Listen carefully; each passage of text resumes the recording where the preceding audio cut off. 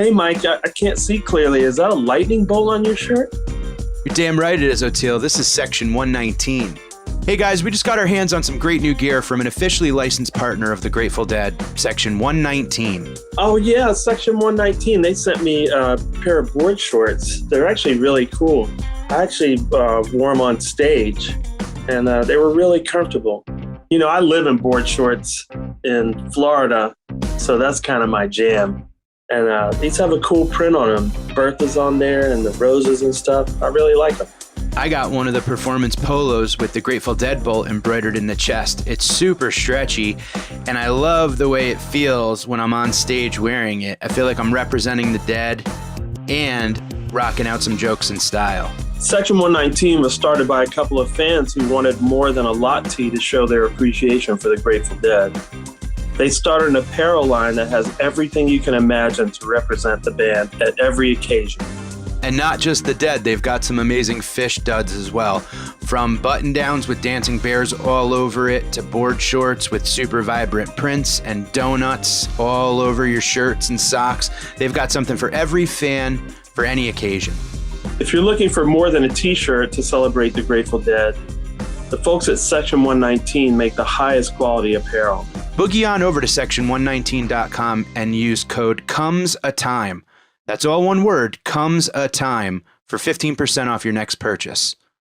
Hey, this is Oteil.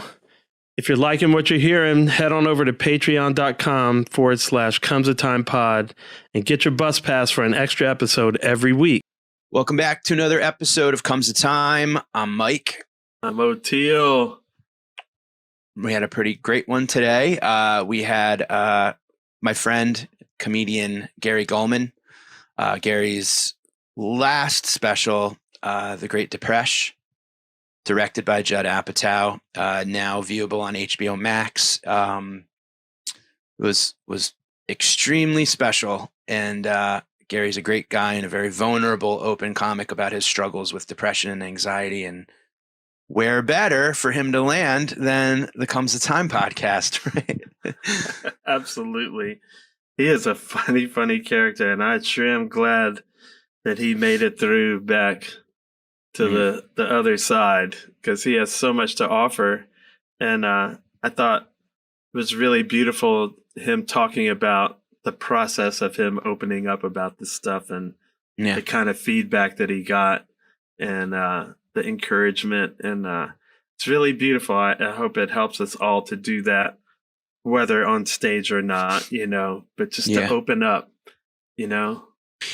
Yeah. And, we always say it, we record the intros after the episodes, but I wanted to bring something up with you real quick, Oteil, that it got me thinking while we were talking, and we talked before the episode too about we talk about doing the work and all that. Right. And once you start doing it, it's kind of impossible to stop.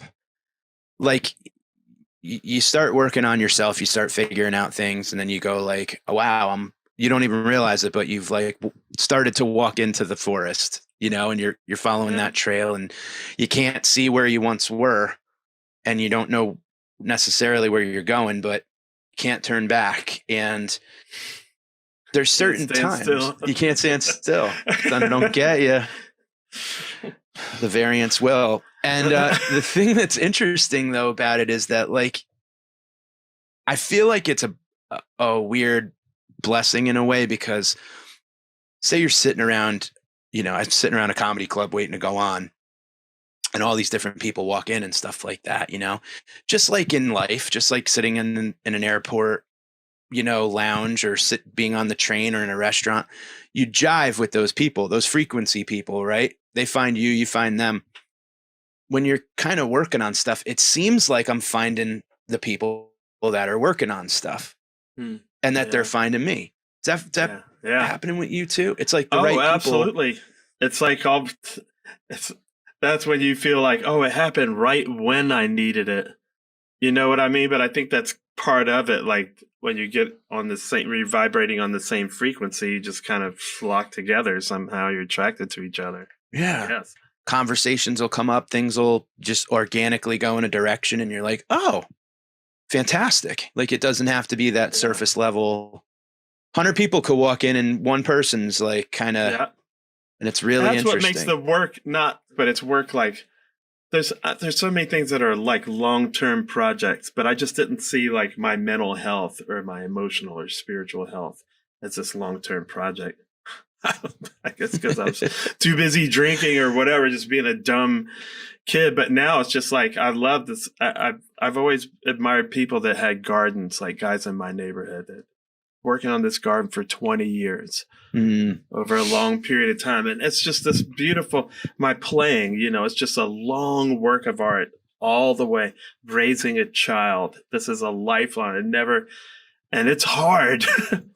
Yeah. The rewards are just like so like unbelievable because of the long-termness of it. Right. Even, That's a good point. And it's nice to see when other people are kind of, doing that work on themselves or whatever. It's kind of a nice, like, oh, you got a good garden going there. Like next year it's going to bear some fruit. Yeah, totally. That plant got big, boy. Look at that thing. Nice going. Nice going. That's a beautiful garden you got there. Thank you for sharing it with us. Well, thank you to Gary. And if you guys and I just have to say, and I said it in the episode, but this right here, I've held on to this for quite a while. Okay. I mentioned to Gary that I was quitting cigarettes, and he mentioned that Alan Carr easy way, the way I quit was the same way. And I think that most stuff I'm saying doesn't really make a difference to anybody, and that no one remembers anything really. And he came back in about a week or two later or something with a gift card that said you did it. And it was just like that little gesture was just like the sweetest thing in the world to me. That meant a ton. And I've held on to it. I've used the gift card right away, but I held on to the sleeve, and I keep it with, cause it's like, what it reminds me of? It's like, there are people that do care, that like, it's not, you're not completely alone in this universe. So just a little reminder. Yes, that's it. You're loved. That's it. That's all we need, man. I know. Very sweet. That's all we need. Yep. So, thanks for everything, Gary. And, thanks to the listeners, and I hope you enjoy this episode. And everybody, take good care of yourselves out there. That's right. And we're not giving out mental health medical advice. We are not giving out medical advice. We're talking about our experiences. It's simply for entertainment and information purposes only. We are not doctors. That's right. And we love you.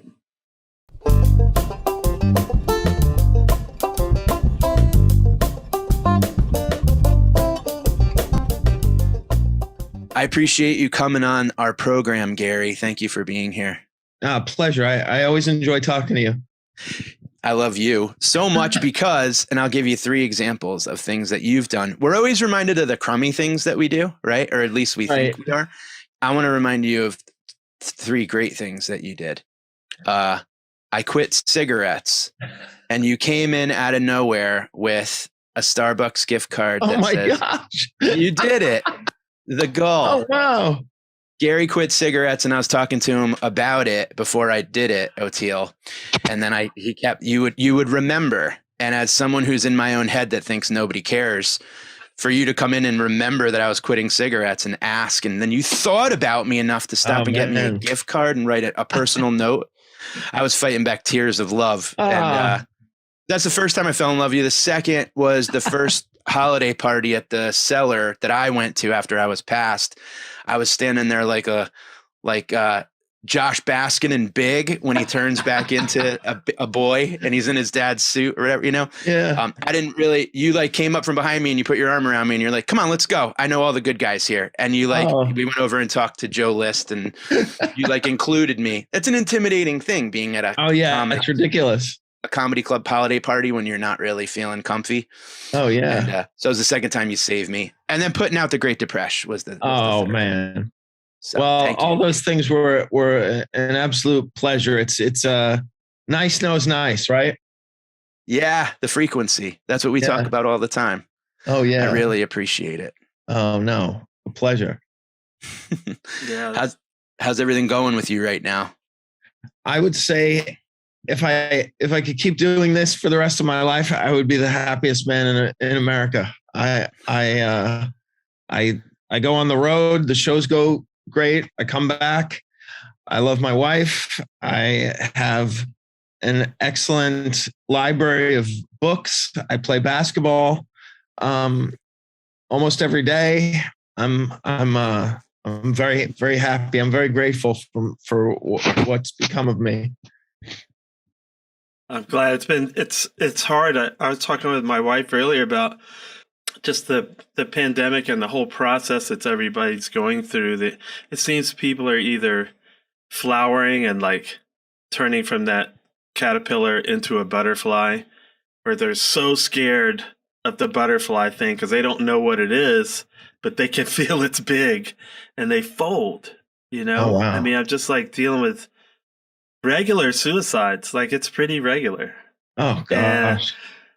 But I also see people that are like really doing great. You know what I mean? It's all how everybody's responding to this, whatever's happening right now. So I'm glad to see that, you know, it's increasing your gratitude and all that, because it seems to be going either way. Yeah, that's true. I mean, luckily I was able to build a sturdy foundation for my mental health, and I've been vigilant about maintaining it, just doing all the things I need to do to keep it going. And I mean, even something like this, I had a sort of a rule I developed when I was recovering, which was accept every invitation. And so people would, I mean, just people at shows that I didn't even know, they would say, "Hey, do you want to grab coffee with us?" And I would say, "Yes, I do. It'll get me out of the hotel, and it'll give me some inertia to begin the day," because that's the hardest thing to overcome every morning is the desire to just isolate and stay in bed or just avoid people. You know, it was hard for me on the last tour we did, because I was actually finally to that place, like, okay, go hang out, accept every invitation. And then it was like we couldn't hang with anyone. Right. We made this huge bubble. And oh my God, I had spiritual growth. But, luckily we had the podcast too, right? To be able to kind of, it's interesting. I was talking to my therapist yesterday, Gary, about that exact thing, about like continuing to do the work. And I think that's one of the things I kind of wanted to definitely make sure I brought up talking to you today, is that like, it's like I'm calling it like a double-edged butter knife, because it's like once you start doing the work, you can't stop doing the work. Like the work doesn't end. I think that the hardest part of the work is acknowledging that you need it. Yeah. Right. And then once you start, it's like, all right, I'm in this forest and I don't want to turn around and go back to where I started, but I'm definitely not at the end. And it's like those moments of kind of realizing like, oh no, I don't know if I'm ever going to find the end. Like those are the hard parts. So it's like that joke you told in the depression. You know, the thing they don't tell you about life is that it's every day. Yeah. Like, it doesn't stop. It's all day, every day. Yeah. I mean, that's interesting. I will say, like, when I was writing that, there were 5 minutes that I was able to write while I was in the thick of it, that I was really sick. And that was one of the jokes about all the little things that indicate that you're depressed and that life is every single day. And it wasn't until I felt better that I acknowledged that the reason I was living like that was because I was very, very sick. And so when I first told those jokes, it was just something that I was making it sound like I was just a lazy person, but I was really just up against it and really in trouble. So I'm really glad that came through, because it was the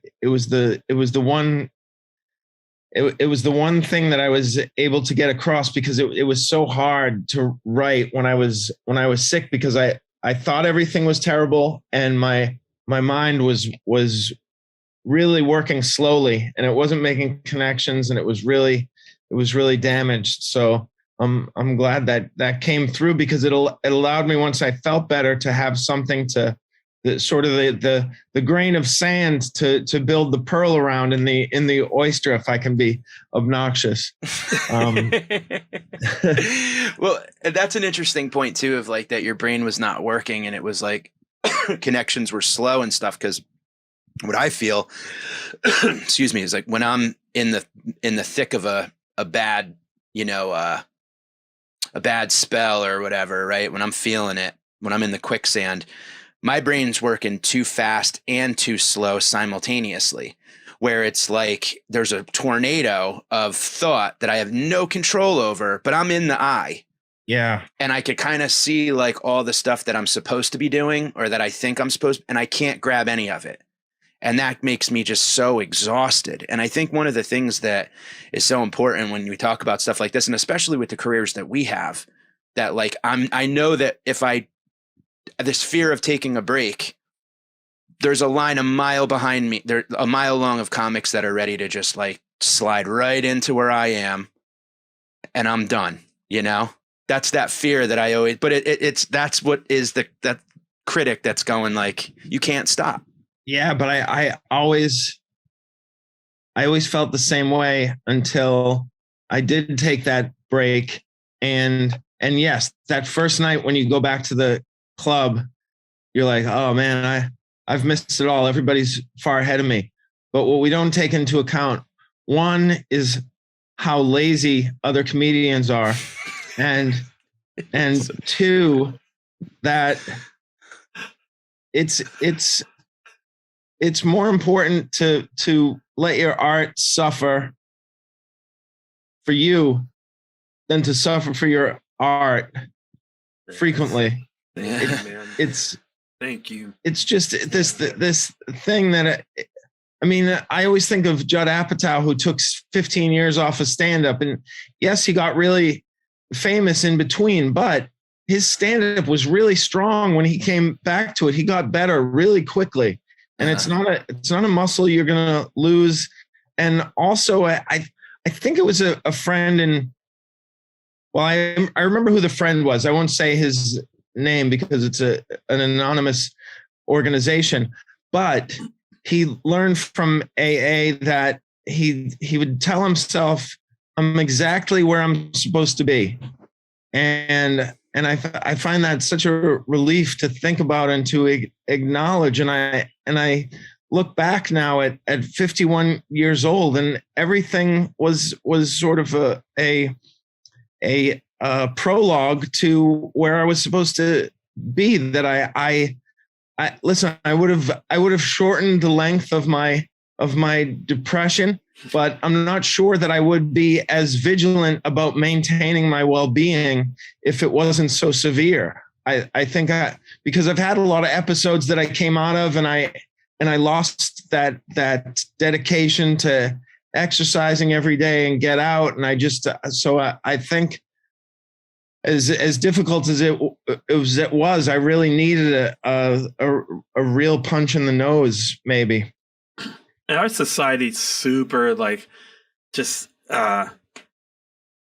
brainwashes this kind of, embrace the hustle. Yeah. It's constant. And, suffering for your art is this it's this ideal. And I'm like, but yeah, if you suffer too much, you die. So then I make no art. So how about, right. But we never say, is it okay for our art to suffer for us, for me to get myself together? Yeah.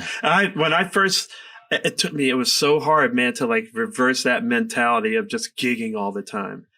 And I had kids late, so now I wanted to be home all the time. But it was like turning an aircraft carrier, you know what I mean? Mentally, to be I'm always yes, just yes, yes, yes. And I had to say, now my mantra is just say no. Which I think it's funny because I always hated Nancy Reagan and I was a positive. But, she gave me my mantra, but it's trying to turn that around. And it's when you actually start to do it, you see how much the society is trying to push you personally and just corporately. It's it's hard. I'm definitely willing to let my art suffer for time with my 3-year-old and 6-year-old, for my mental health, whatever. Like, you just have to. It's war. The consequences are you die. Yeah. I mean, Yeah. It's true. And I think also too, in watching you and in watching, I feel like there's times where I kind of go, am I doing this just to not do it? You know what I mean? When it comes to stand up and when it comes to like the grind and when it comes to all of it, it's like, if I pull into the breakdown lane for a minute, I sometimes hear myself up there and I'm like, I'm not even saying anything like that's worth you know what I mean? Like, it's just, I'm just doing this because I figured out how to swim in this stream, kind of, sort of, and then to see, like, you step out, fix the, work on the engine, and now you're running a lot smoother. And there's like, clean exhaust coming out and stuff like that's, to me, is like, then that's what's worth it about like, you are helping so many people by being vulnerable and open and honest. And it's like, that's what this could be. Yeah. Yeah. I think that, I think the main thing is that for 95% of my comedy career, I've looked forward to going on the shows. There haven't been nights where I was like, I wish it would cancel. I wish there would be a snowstorm. That was one of the beautiful things I learned early on in comedy. Within my first year, that a show was canceled to a snowstorm in Boston, and I was really bummed out. And there had never been anything in my life where I was, other than sports, where I was bummed out if something was canceled. So that's it. But then you get to a point in comedy, if you're not feeling well, if you're not feeling creative, where you're like, I hope the show gets canceled. And you really have to take a look at that and say, what am I doing? And part of the thing that I found really important when I returned to doing stand-up was that I couldn't let my mood be dictated by how my show went. And because I knew that the audience had control over how I was going to feel about myself the next morning. And I had to relieve myself of that. And I happened to come across a quote from Beckett. I think his first name is Samuel. Sammy B, big fan. Playwright, yes? Yes. Okay. Waiting for Godot, right? Yes, yes. Okay. I don't know why I always forget that his first name is Samuel, but Thomas Beckett, maybe. Yeah. He had this quote. It said, and it goes further, but this was the portion that really changed everything for me. It said, and I printed it out and I put it next to my bed. And it says, ever tried, ever failed, no matter, try again, fail better. And that became my mantra, fail better. I don't have to fail better. Wow. I don't have to, and it's probably no coincidence that it sounds like feel better, because I feel there's not a set that I wake up with the next morning. And it used to be every set, and for good and for bad, but it's really worthless to let your show dictate your mood. It keeps you from taking any risks, right? Which is the key to evolving as an artist. And you should fail. You should fail big, whenever you can, or at least risk big. Risk big. Yeah. And so that changed everything, because I used to start my show and tell the audience, you have no idea how much power over me, how I'll feel tomorrow morning. And it makes me resent you. And they would laugh, maybe because they thought I was kidding, but I was telling the truth. It is so true. It's so true when you're doing a long set too, when you have an hour and it's the late show on a Saturday in some town and parking was rough or getting into the room, like so many unforeseen variables. They didn't flip the room fast enough from the early show. So everybody getting in is and this, the energy they bring in and that 5 seconds you have in the beginning, right away, if you go, these people hate me, this is going to suck. That hour is the longest hour and you're already back in the hotel room mentally. It's the worst. Yeah. It's like that Henry Ford quote, whether you think you can or you think you can't, you're right. Yeah. So it's like if you're like, oh, this is going to suck. Well, if you think it's going to suck, it's probably halfway there. I've said that a couple times on stage where I'm like, God, if I could just start over, if we could all just go 15 minutes back, this would be great. Oh, that's great. Yeah. I mean, it's funny that like, there's something else that like the pandemic, I think, brought in too, that the first couple shows coming back out of it, I treated it like, well, this could be the last show. Because we didn't really know, right? And then it was that kind of like fail better because who cares? This might be the last time. Do I want to go do the jokes that I know work mathematically? Or do I want to talk about how scared I am of everything right now and how I had to like, all my fears came true during this pandemic and all of that, But and then that slowly, almost kind of like having like a good, like transformative moment mentally, just like everything, it kind of dies back down to like normal. You know what I mean? And that's the parts that I think then you go back to kind of doing like, well, I have a 10-minute set. I kind of want to, do I play the hits tonight? Do I do, whatever. And you get mad at yourself. But lately I've been thinking a lot about like, what am I saying up here? Am I actually doing anything with the time that I have? Yeah. It's a great technique to say, what if this was my last show?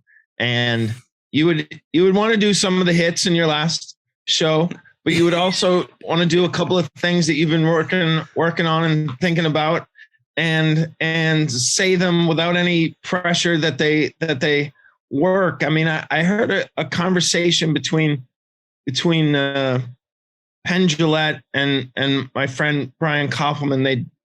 Brian has a podcast, but anyhow, they were talking about the idea of something working.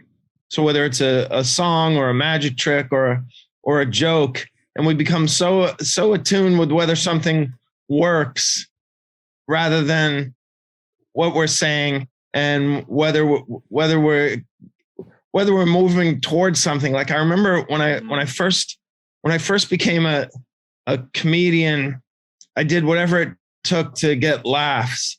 And then I wanted to go into a thing where I was just myself, and the transition was very uncomfortable.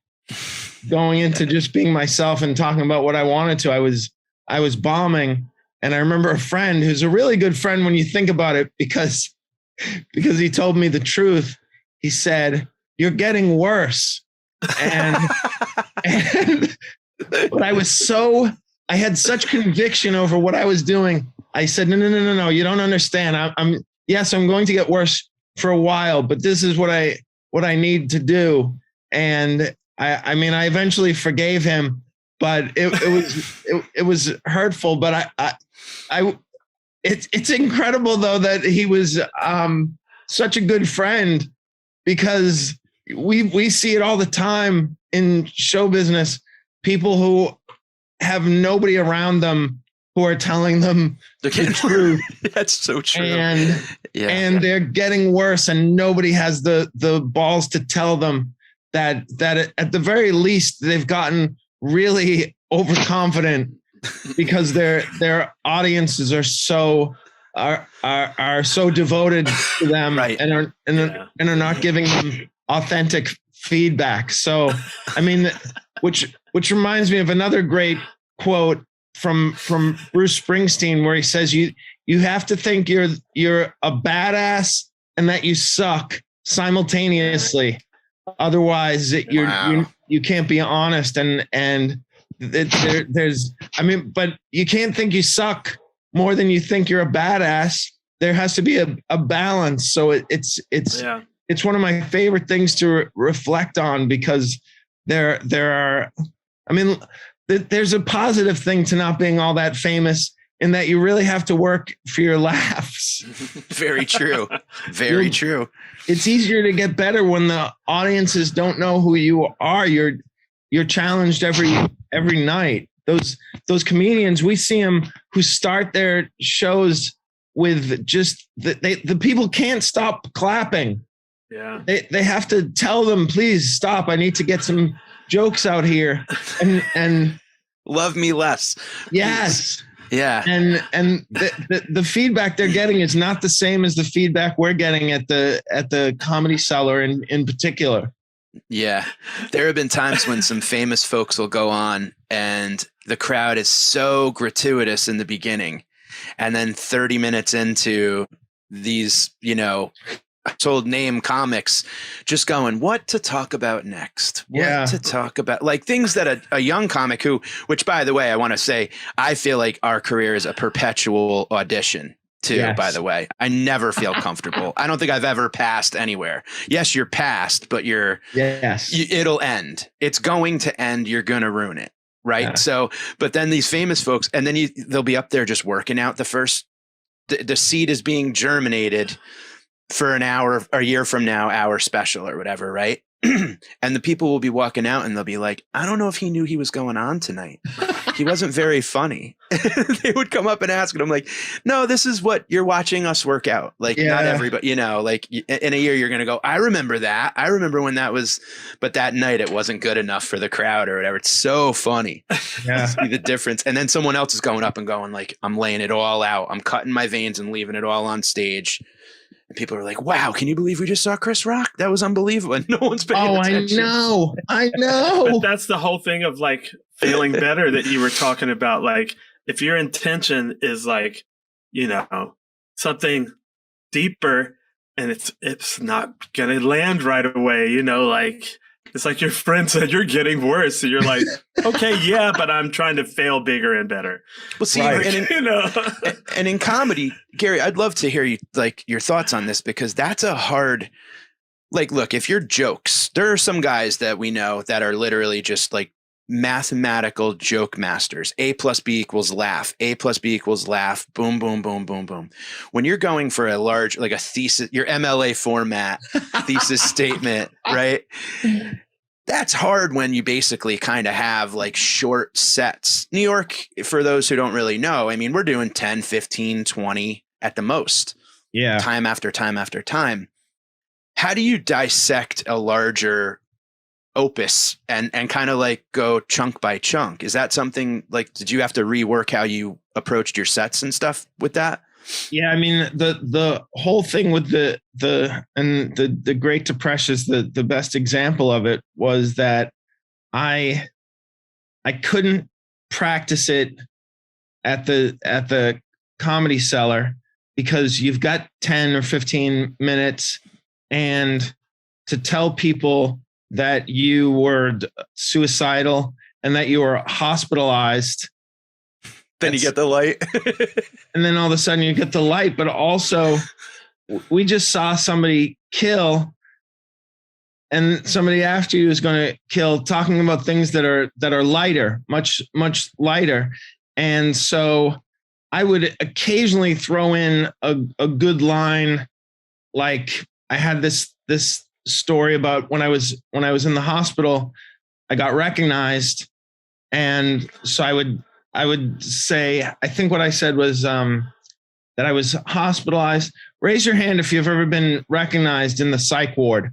And either out of nervousness or because it was a funny image, they would laugh. So I got to try that out and prove it would work with an audience that wasn't there to see me. But this is what was so important with working out the Great Depression. By that time, I had developed enough of an audience that would go see me that pretty much knew my sense of humor, trusted me, and knew that I was going to be funny. And here was something also that was going to be something we didn't know about him. So they were very generous and patient with me as I worked it out over the year that I wrote it.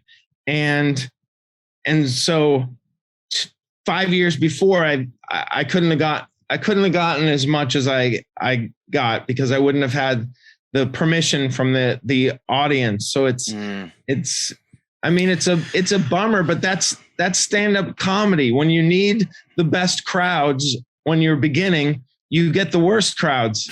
And when you don't really need, true. When you don't need the best crowds, all of a sudden you only have people there to see you. And it's that's so true. I think it's kind of your reward after having to win over crowds that don't give a crap, you know? Right. So I mean, on the back end. Yeah, I could have written it word for word, the same thing, but I wouldn't have had the confidence and experience, and more importantly, maybe I wouldn't have had the audience to receive it that would have been receptive. And you probably wouldn't have had the comfortability in the silent moments. Yes. I mean, I always called them the nonfiction moments in my act. Not that the jokes are fiction, but they're just they feel less heavy. And so the nonfiction moments, when there was no laugh coming, where I would just say, oh yeah, I wanted to swallow a bottle of sleeping pills, and there's no joke. I mean, that's something you really can't always get away with you can't get away with that at Side Splitters in Tampa. You know what's funny though is let's have a hand for your staff. You say it's like it's heavy, it's more heavy, or something's less heavy, and I guess I'm just on the same frequency with you, because when you go to that stuff, that's the stuff to me that feels like a relief. That's the stuff that removes weight, and I go, oh yeah, you know, it's not just me. It's that's the life-saving shit, man, right there for me. Yeah. So I'm glad that you just have that courage and intention and conviction to do it. Was there an event or something that happened that was a turning point for you? I'm always interested when people are at their bottom, like, what was that? What turned it around? I mean, the turning point was chemical. I remember it was maybe August of 2017, and I had been, the most recent time I was in the hospital, I think that year was May of 2017, and I had gone through a number of outpatient electroconvulsive therapy, and this was my sort of second round. The first one I had done inpatient, and then some outpatient maintenance, and then I had relapsed, and I went back to ECT because I was so sick, and then those rounds ended in June, I think, or maybe May.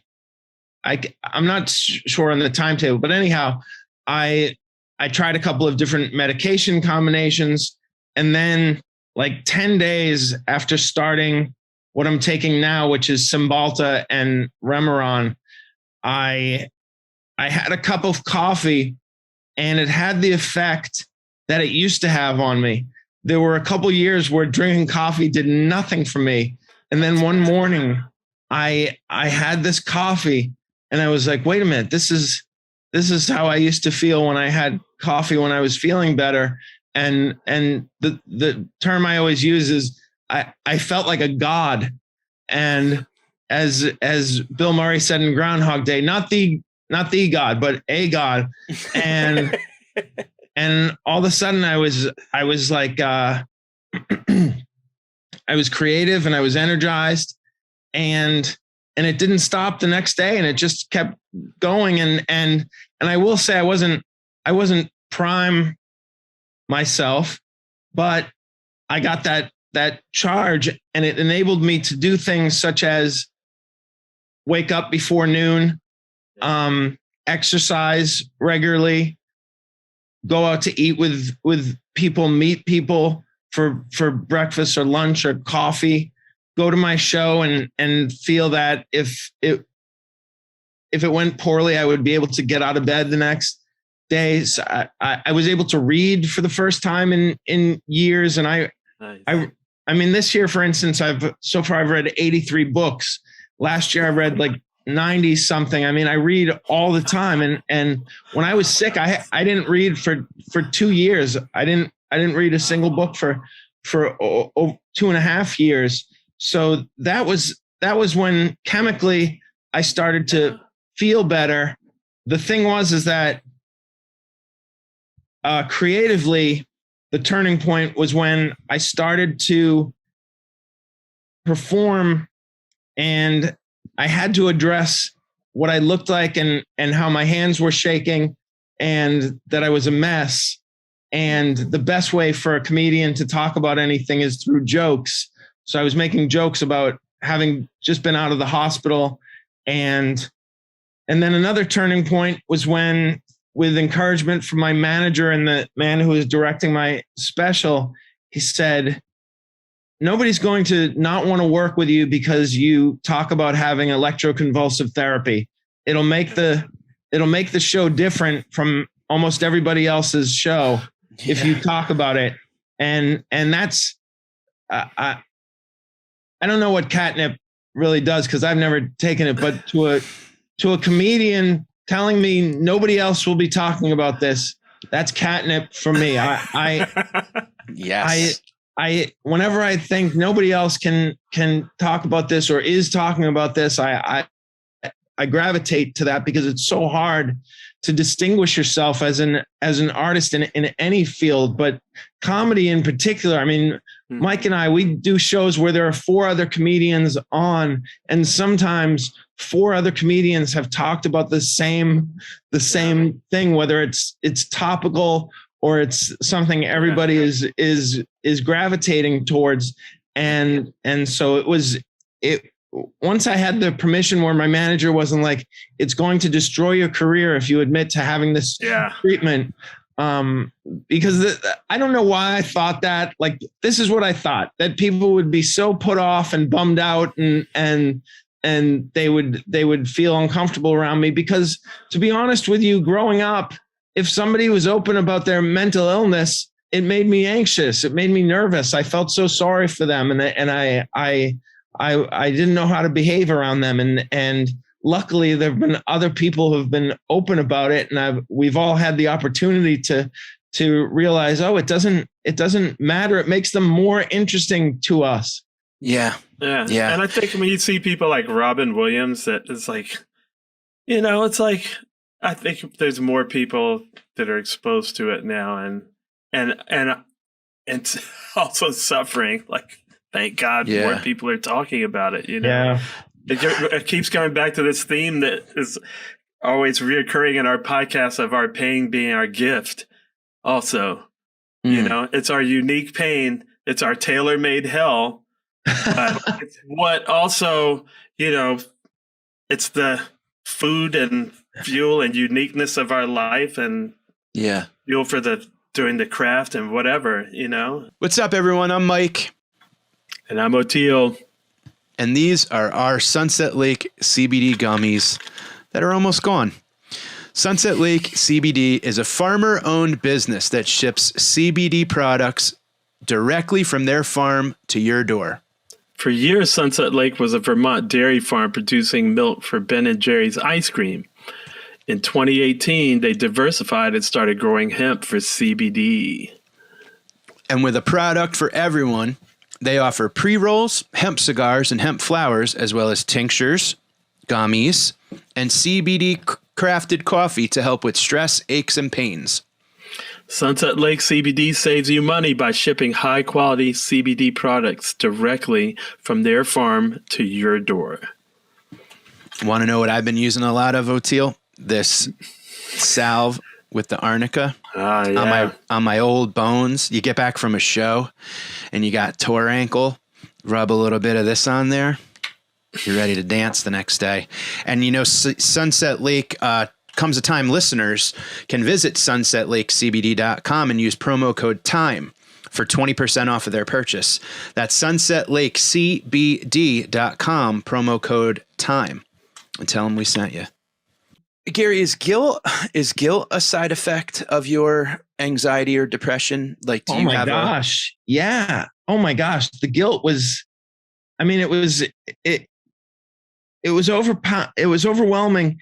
And in the light of health, of being better, the guilt I was feeling, I won't dismiss it, because I did do, like, one in particular that I remember spending a 45-minute session with my therapist was that when I was 8 years old, I made fun of a girl's weight and she cried.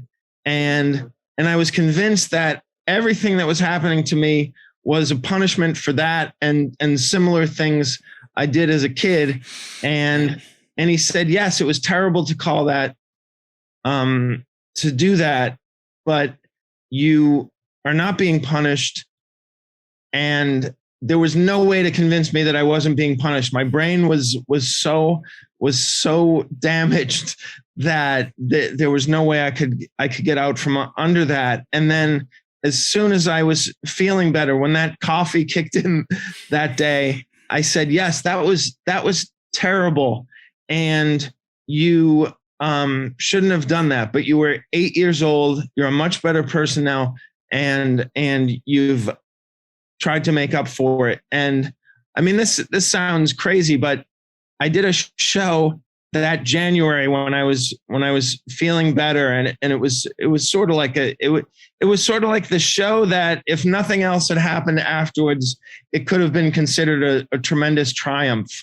But it was really just a New Year's Eve show that I felt myself for the first time, and it was in Boston. And I mean, this sounds made up, but I got an email from that girl and telling me how funny the show was. And she did not bring up the fact that I had made her cry when I was 8 years old. And, wow. And it was really, the timing was extraordinary. And my wife said, well, Mercury is in retrograde, which is an astrology thing, but I'm telling you, it was eerie. It was really eerie. And I wrote her back, and I didn't mention the incident, but I was so incredibly grateful. It was extraordinary. Wow. You still could, That's you could email and go, yeah, I'm really sorry I did that a long time ago. I did that with someone and they didn't remember. Yes, that happens so frequently. Yeah. Yeah. And I was like, you carried this shit. I mean, it was a little thing, but it was, I was like, you want to see? It's a little infected thing right there, And but I'm just glad I did it, Yeah. Wow. It's interesting that I think about sometimes when you feel that push to actually say something with your time on stage, who it may hurt or who it may, like I automatically, like, the critic in my head's kind of like, well, you don't want to say too much about your childhood, or you don't want to say this about that, or you don't want to do that because, like, could it upset someone, or could it hurt someone that you love, or could it, whatever. And it's this kind of Gary, constant. You were busting on your mom. But you could tell that you guys love each other so much that it was like really, that part kind of sometimes like weighs on me quite a bit. Yeah, I get that. And it, to me, it depends on what you have a stomach for. And initially what you can not feel too guilty about, but also as an artist, you're entitled to using everything. And it might be a situation where the people that you discuss have to be understanding of what art entails, but you don't want it to be gratuitous, and you don't want to be just up there grinding axes. Right, but right. I mean, some of the Carmen's a bitch.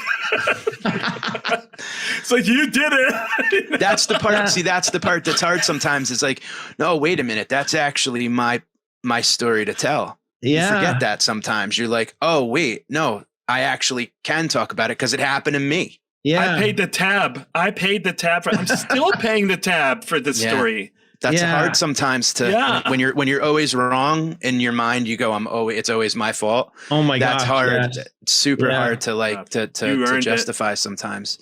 Yeah, earned it, man. It's. I was explaining yesterday too. I've got this amazing hypnotherapist that I go see, and she's really, really great. And she's someone who like I'll be thinking about something and she'll text, and it's like we've got that weird kind of like frequency thing but we were talking yesterday about how there's like these moments when you have moments of clarity and you have moments of bliss and moments of kind of like being out of the noise and the clutter. It's nice because you know it's there, but it's frustrating sometimes because you can't live there all the time. Know what I mean? Like, you know that you can have a happy moment and you can't. And one of the things you talked about in the Great Depression was, and I think I cracked up out loud when you dress like a horse to go get ketamine. I mean, that was just the greatest. Like, you go like, he wouldn't give it to me anymore, so I went and dressed like a horse. Like, that to me was just so beautiful and just this subtle little fucking bang, you know? But I've had experiences with like psychedelics where I've had a really long, a week or two after. My mind works how I wake up, and before I even open my eyes, my critic is kind of like on his third cup of coffee, looking at his watch, like, let's go, you lazy ass. We got so much you didn't do yesterday. We didn't even think about what you did in high school yet, you piece of shit, you know, and on and on and on.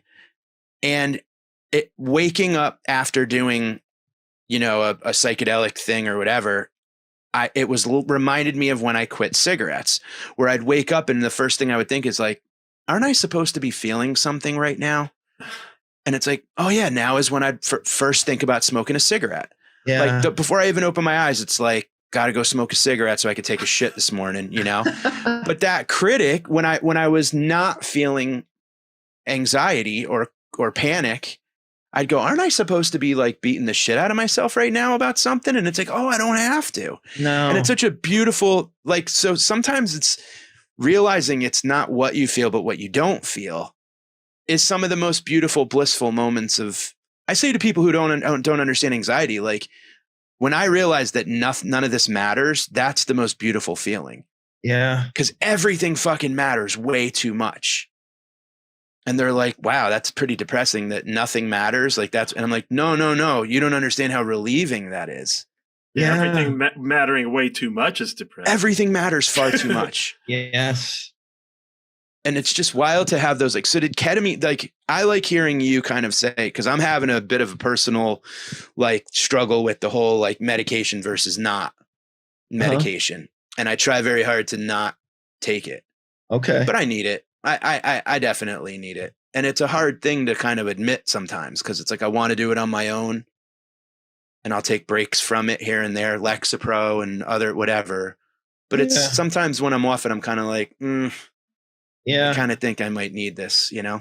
Yeah. I mean, I'm a proponent of it. My doctor, I have a thing sometimes where I get anxious, and I used to try to white knuckle it. I really thought that was the way to get through it and to get stronger. And my doctor said that the chemicals you're secreting, and I want to say it's cortisol, are making it worse, and also prolonging your suffering. Don't white knuckle it. You're protecting your brain, and you're protecting your mood by taking. I take Klonopin. Now there are medications that become addictive that can have a sedating quality, and so I'm really an advocate for using whatever works, but sometimes I go through sort of a difficult morning or afternoon, and I'll ask myself, have you exercised? Have you talked to anybody today? Yeah. Have you gotten out of the house? Mm-hmm. And if the answer to those are no, then I'll try those before I take a Klonopin. And usually that's all I need. I mean, I also added Transcendental TM to my Me too. regimen, which is very helpful. So you want to add to your arsenal, and there are also certain people you can call or meet up with that are sort of human antidepressants. I mean, I have friends who I call, and sometimes it's only just mentioning the dynamics at a comedy club we work at, and we discuss it, and then we're like, okay, I'm not crazy. This comedian stinks, and is I'm not losing my mind, and it's enough, or this article that I sent you is capturing exactly what we are feeling right now. I mean, it's so helpful to not be alone with this misery or anxiety, and I mean, what you're doing here with the podcast, it's exactly what I'm telling people to try to do as frequently as needed. And I mean, the idea of I have to be doing this, I have to be doing that, I have to be hustling. I mean, up until a few years ago, you had to have a job in order to have health insurance. And if that wasn't a what do you call it, like a bug in capitalism, it was a feature to keep us working and on the treadmill, and for the people who didn't have health insurance, they were doing jobs they hated and were miserable, and were contributing to the thing that they needed health insurance to fight off. They were miserable because they hated their job, and they needed the health insurance to get the antidepressant to make them able to do this thing that they hated, which would keep them from needing an antidepressant. I mean, it sounds made up. It's so twisted. It's the wheel, man. Absolutely. Yeah. It's the big lie. That's the big lie, you know. And people say, Gary, what do you want? Socialism? I cannot wait. I know, right? I'm like, if that's what you call it, fine. I don't know. Last time I checked, all these other countries are capitalists. I'm just saying, they're practicing capitalism, and they have healthcare. Yeah. Yes. I don't want. It's like it's all. Yeah. So, but I really loved your thing about SSRIs, because we're not doctors. First of all, let's say we're not doctors. We're not giving medical advice. Yes. But, in the Grateful Dead community, there's a lot of psychedelics. We've had a lot of people on talking about psychedelic therapies and stuff. And I think some people feel like we're kind of maybe campaigning against SSRIs and that kind of thing. And I love that part of your show. You were like, people are asking me about, well, what about the side effects, man? Doesn't that bum you out? He's like, the side effect is death if I don't take it. I think I'm cool with dry mouth, like. And I just was dying. I was like, that is so true. Because I know a couple of people where they're not their old selves on their medication that works. And it took them a long time, and it almost cost them their lives a number of times before they just came to terms with it and said, this is not my old self, but I'm alive. Yeah. And they're like happy now. Yeah. And they're not their old selves. Yeah. Well, but, I mean, I am so glad that I get to be with them and see them and still love them, and we still laugh, and that person's still in there, But it was beautiful watching them come to terms with it, and just being like, now I'm grateful for these medicines.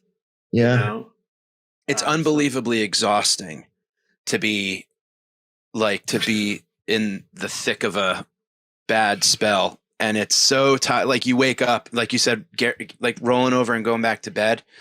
Like, my guilt gland gets so active, where it's like, get up.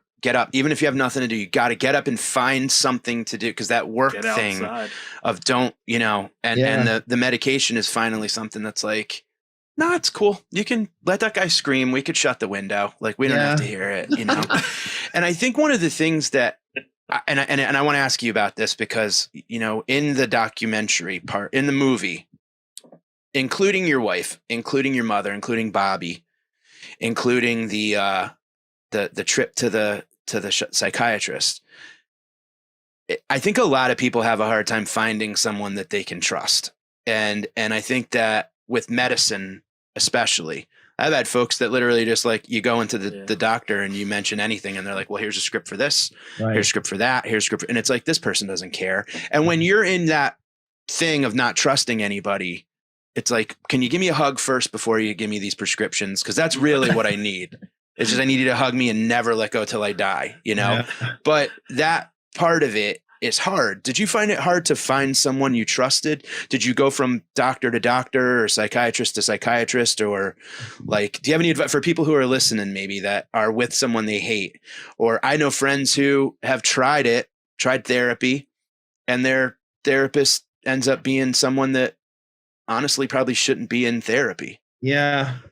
I mean, it's such a great question. And it is so frustrating because there have been, I mean, I had a psychiatrist in Los Angeles who would literally just ask me a bunch of questions, type them into his computer without looking. And then apparently it would spit out a diagnosis and a medication. Yeah. And it was infuriating. And I got to New York City. An audience member mentioned either to me or in another comedian, and I don't do a lot of crowd work, but this person said that they were a psychiatrist.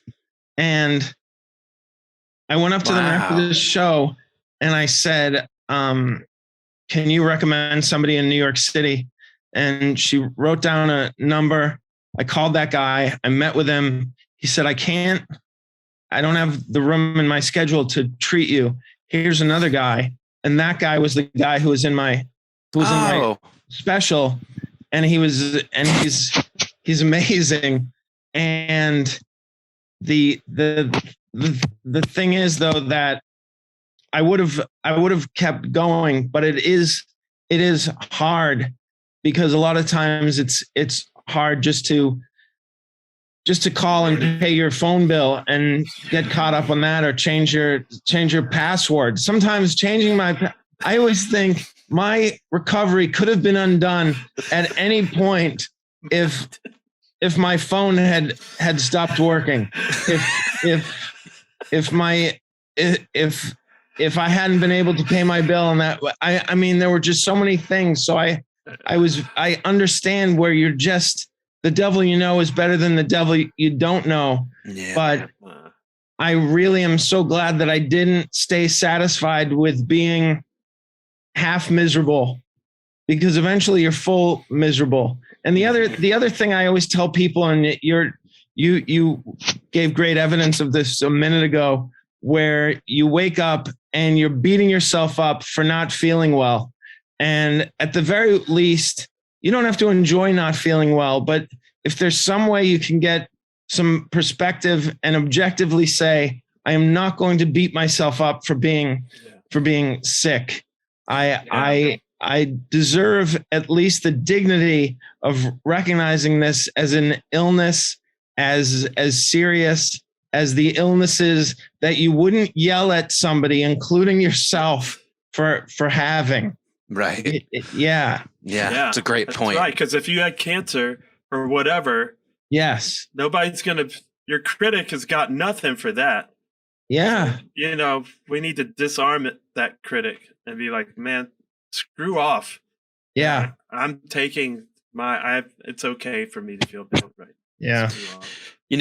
It's super important that the way that you ended the special too was that, and it wasn't, every comic, you end on a joke, but the thing that was important, the denouement, is that what it's called? The climax, what is it? The climax, yeah. And then the denouement, yeah. That's a good, I remember that now from English class. You go, you didn't have, you just stood up there naked and you said, you are not alone.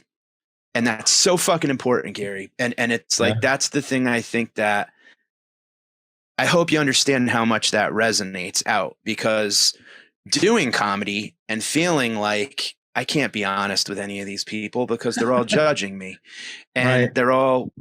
we're all jealous of each other, and we all think that everyone else's life is so great and mine sucks. And why is it so hard for me? And how come I'm sitting here in this room and my ears are ringing and I can't hear what anybody else, but everyone else looks like they're having such a great time hanging out with everyone. And when you realize you're not alone, it sort of brings a sense of like empathy, but also community to the fact that we're all just dented cans, Yeah. and we're all kind of like, you see somebody come in the olive tree or whatever, you see somebody come into another club, and it's like, instead of judging them, you kind of are like, all right, maybe they're just a ball of nerves too, you know? Yeah. And it feels good in two ways, because it's like, I don't want to judge, but also maybe I could feel okay feeling not okay around everybody, you know? So to see, you know, hear you say that, and that was the most important line of that whole thing to me, man, was that it's like, Thanks. I really can, it's okay to feel like banged up. Yeah. because This when you shit's take hard. the chance and admit it on stage, it's such a relief to so many people. Yeah, you take a deep breath after you say it, and I'm like, fucking, yeah. I can't be the only one that's feeling relief instead of like, oh, now I'm getting nervous. You know, I just can't. There's a lot of people out here, man, having a hard time right now. They Oh, need to man. hear it, man.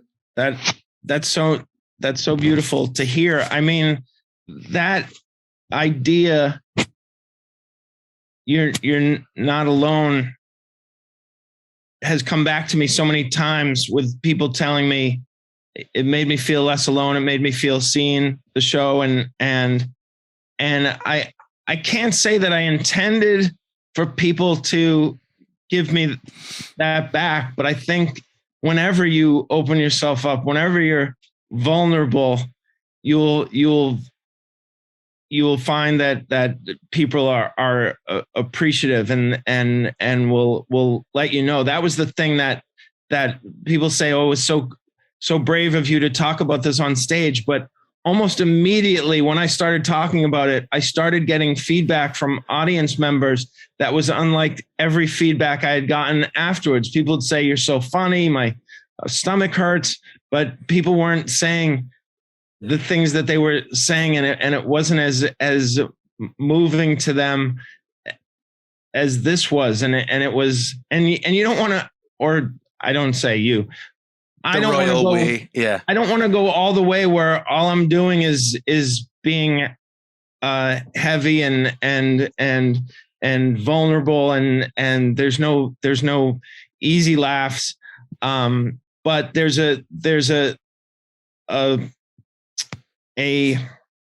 I guess a compromise in between that, which is a very funny show that also you give something of yourself and you make yourself vulnerable, and that's the direction I want to continue to go in with my comedy, and hopefully this book that I'm writing, which is a memoir, and it's funny, but at the same time I share some really I mean some really hard times and some misery, but I mean, the other thing that I wanted to share with you, because Mike and I we like to talk about books, is that there's in Kurt Vonnegut's The Sirens of Titan, there's and if you haven't read it, I can't recommend it enough. It's my favorite book, and there's a character in it who's the second wealthiest person on the planet, and the reason he's the second wealthiest person on the planet is that he knows this thing about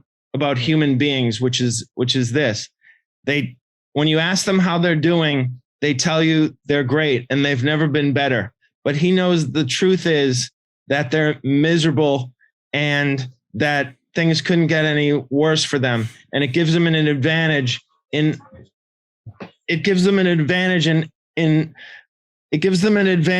every interaction they have, that he knows the human condition.